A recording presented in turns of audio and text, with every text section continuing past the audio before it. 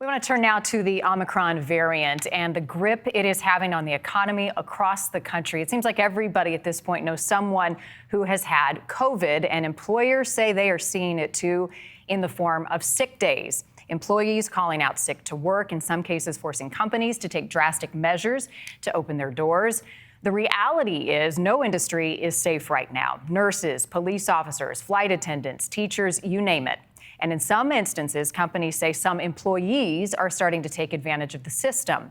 Correspondent Brian Enton is live tonight in Miami with a story that you'll see only on Prime tonight. Brian. Marnie, it really doesn't matter what industry you're in. Chances are, if you went to work today, you realize that a lot of people called out sick. And this is especially difficult on employers right now who are already dealing with a workforce shortage. It has been nicknamed the Great American Sickout, and it's impacting almost every business. We've seen the thousands and thousands of airline cancellations caused by pilots and flight attendants calling out sick. In New York City, some subway trains have been suspended, and the NYPD received more than 7,000 sick calls last week. With school back after holiday break, teachers are also calling out. In Broward County, Florida, more than 1,600 teachers called out just today.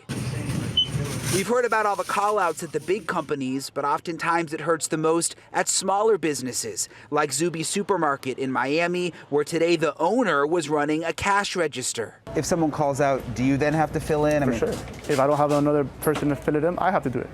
How often does that happen? This week, the last 3 weeks, every day. Every day? Yes. Yeah.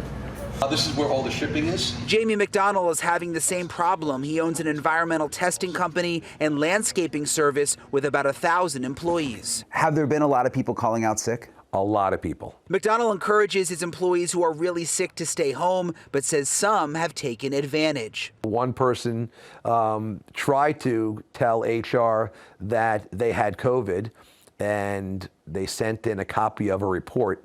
And when HR zoomed into the report through the text message, it actually wasn't even that same person. It was someone else's results. I try to make intelligent decisions and say, okay, do you have a fever? No. Do you have a loss of taste or smell? No. Then come to work.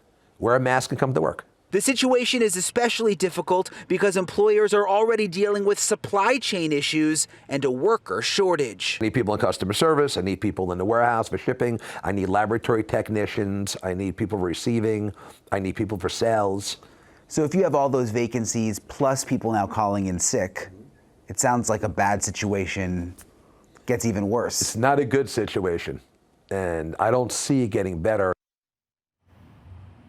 And one thing employers say is helping are the new CDC guidelines that say that people should quarantine at home for 5 days instead of 10 after a COVID diagnosis. But still, Marnie, it is a very, very difficult situation. Yeah, I mean, bad enough that you've got thousands of people who really are sick and feel terrible, some in the hospital, and then you've got others who are taking advantage of a rotten situation. So, Brian, I know there are a lot of cities trying to do what they can, some turning to mandates.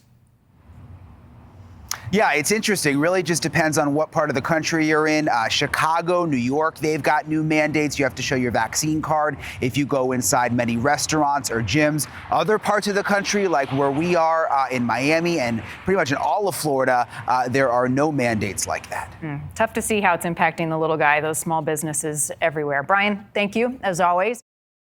Thanks for watching. Click the red subscribe button below so you can get more of NewsNation's fact-driven, unbiased coverage.